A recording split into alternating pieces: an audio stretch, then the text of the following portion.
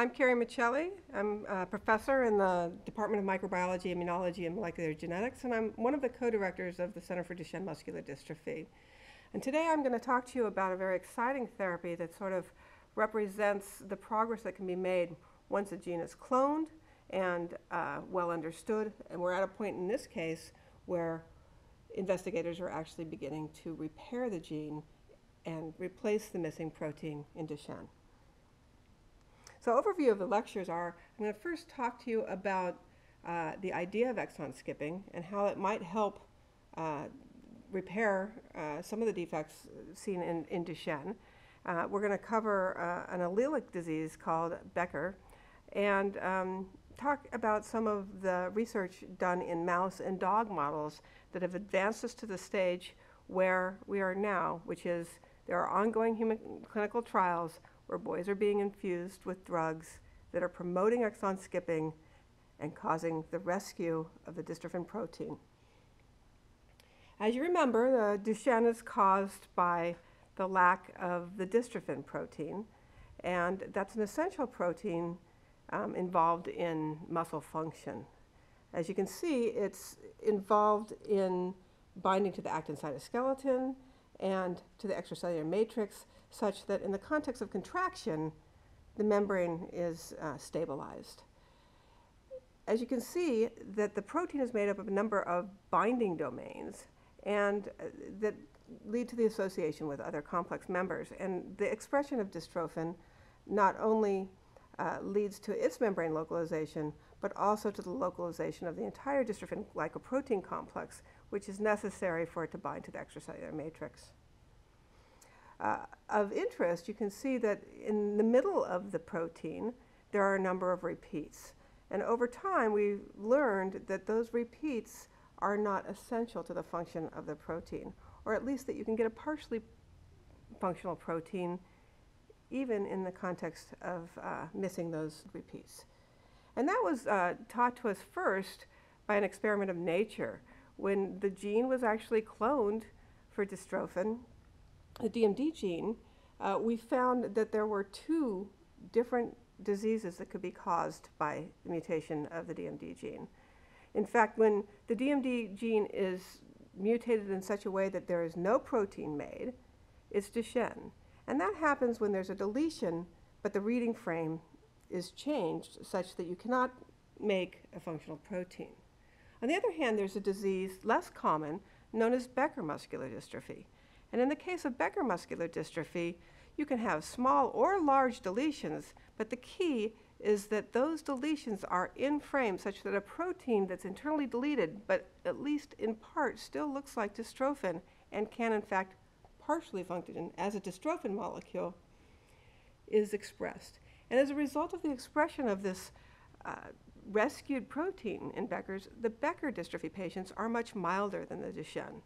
While Duchenne muscular dystrophy patients generally go into a wheelchair, lose ambulation at around age 12, Becker muscular dystrophy patients stay ambulatory at least until 16, and there are even reports of some men in their 60s with just modest muscle weakness due to in-frame mutations that leave them a little weaker, but the protein that they manage to produce is sufficient to, in large part, compensate for the normal gene. Here you can see quite clearly the difference between Duchenne, Becker, and wild-type muscle. In the first panel, you can see that we are looking at a muscle in cross-section stained for dystrophin, and the dystrophin decorates the sarcolemma, and you see a ring around the membrane. In Duchenne, in the bottom panel, since the protein is not made due to the disruption of the gene, you see no staining. And in the middle panel, what you can see is what it looks like for a Becker. So in Becker muscular dystrophy, there's an internally deleted protein that's expressed, and that's expressed sufficiently to still make it to the sarcolemma, to associate with the other dystrophin glycoprotein complexes, and to impart function. Generally, the proteins aren't quite as stable, and so what you end up seeing is a lighter staining. Before we get into exon skipping, I want to remind the viewer of how DNA is turned into RNA and then into protein. As you remember, in DNA, the coding sequences are in exons, and they're interrupted by introns. And only after transcription and splicing are the introns spliced out, and the exons become juxtaposed such that they form a reading frame, a coded piece of RNA with a given reading frame that is then translated into protein. And that's shown here, that on the RNA strand, you have codons, which are made up of 3 nucleic acids, and each nucleic acid encodes for a distinct amino acid, and those amino acids are joined to cause a protein polypeptide. Similarly, the DMD gene is spliced together as it's being transcribed and translated, and since it has 79 exons, the juxtaposition of these exons is essential to the making of a functional protein. And so I have shown you here how some exons end in a full triplet, like exon 39, such that if exon 40 were missing, it could still be in frame with the next triplet starting at 41.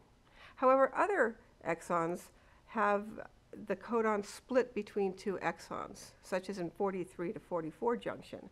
And there, if exon 43 was missing, you would have changed your reading frame because the triplet periodicity is being changed and a different protein is then encoded. So when I think about exon skipping in the reading frame, I like to use an analogy of thinking of the DNA as a book made up of 3-letter words.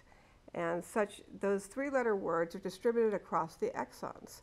And each exon has many letters that must come together to create the proper reading frame. And the proper exon processing connects words together to make the sentence meaningful. So in this case, we have a sentence, the bad cat ate the fat rat and the big bat.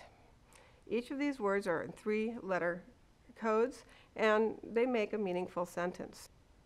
Here you can see, if you were to distribute these 3-letter words across the DMD gene, as an example, you might have one codon with one exon with a complete codon the, followed by the next exon encoding for a complete set of triplet codon bad, and so on and so on. So the bad cat ate the fat rat and the big bat.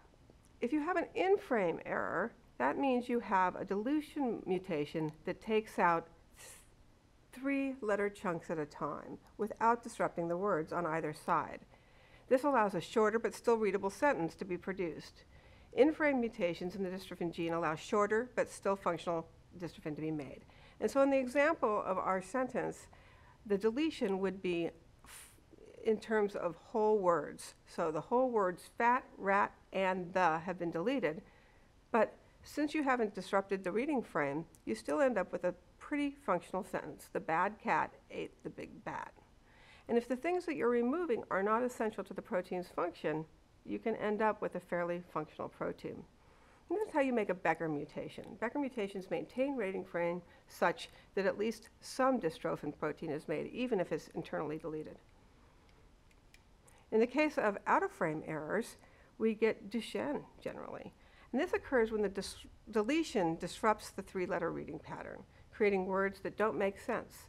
This leads to an unreadable sentence, just as an out-of-frame mutation leads to non-functional dystrophin DMD.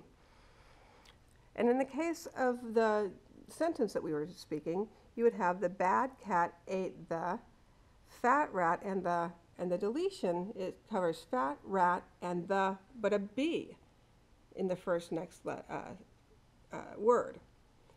In that way, when the deletion is translated, you end up getting the bad cat ate the, but then the next 3-letter word is out of frame, such that it no longer makes any sense. And in the context of a protein, what happens is it's either not translated properly or it's not very stable. And so in Duchenne, because of the change to the reading frame, you end up with absolutely no dystrophin protein. The strategy of exon skipping is to convert an out-of-frame error into an in-frame error by causing the cell to skip not only the deleted section, but the nearby section to restore the reading frame and create a readable sentence. So in the case of our sentence, the bad cat ate the funny words. If you were to go ahead and remove additionally the IG, you could restore the reading frame and end up with a sentence that's reasonably meaningful. The bad cat ate the bat. And so by using this strategy, investigators hoped that they could take a boy with a Duchenne mutation, change the reading frame, and perhaps push them closer to the phenotype observed in a Becker patient. So here we have the rationale for antisense-mediated exon skipping in Duchenne as an example. And here you can see exon 50 deletion would lead to an out-of-frame mutation because the overhang on exon 50 needs to be complemented by the adjacent overhang on 51. And if those two can't fit together, you end up switching the reading frame. So with the absence of exon 50, you go 49 to 51, the reading frame is disrupted, and you end up with a truncated, unstable, non-functional dystrophin that's largely not present. If we were to skip exon 50, if we could force the exclusion of exon 51 in addition, you could restore the reading frame. And so a number of investigators and labs over the years have been focused on figuring out how you can coax the cell into removing an extra exon, exon 51, such that now exon 49 would be juxtaposed right next to exon 52, and given that those both end in even numbers of even codons, even numbers of 3, you end up maintaining the reading frame and restoring the message as well as a protein that is functional but internally deleted. Yet it looks very much at the beginning like dystrophin and at the end like dystrophin. So once we learned about which genes were responsible for Duchenne, a number of investigators searched through nature to find models for Duchenne. And given that it's one of the most largest genes we have, almost every species ends up having natural mutations, and it was relatively straightforward to find natural mutants that were mutated in the DMD gene. And one of the most powerful models that we've used has been the MDX model. And the MDX model is a model of mice in which exon 23 has a point mutation within it, such that it causes a premature stop and a partially truncated molecule that is largely degraded. And so it serves as a great model for DMD because it's a mouse that's lacking the DMD gene in a functional way. Second model we turn to is the dog model for Duchenne. Dogs are affected, and since they're larger animals, they end up becoming a better model than the mouse for some of the drug therapies. And so we will get into that in the next lecture, how mice and dogs have been used to advance the field. And here in the last slide, I have a pictorial of the different animal models for Duchenne that highlights that the mouse has been very useful, but it's not nearly as severe as either the human or the dog. So another advantage of the dog model is that it more closely recapitulates what happens in humans. So the first examples of antisense oligonucleotide-directed exon skipping were reported as early as 1995 and 1998 in vitro and ex vivo cellular models. And since then, the challenge has been to optimize exon skipping sufficiently to levels that would be practical for rescuing a functional dystrophin protein inside, in vivo, in mouse, dog, and now in human models. The exciting thing is that 2 drugs are currently in clinical trial that are promoting exon skipping, and we're very hopeful that one or both of these drugs will pass FDA approval this month and lead us with the very first ever FDA-approved drug for Duchenne muscular dystrophy.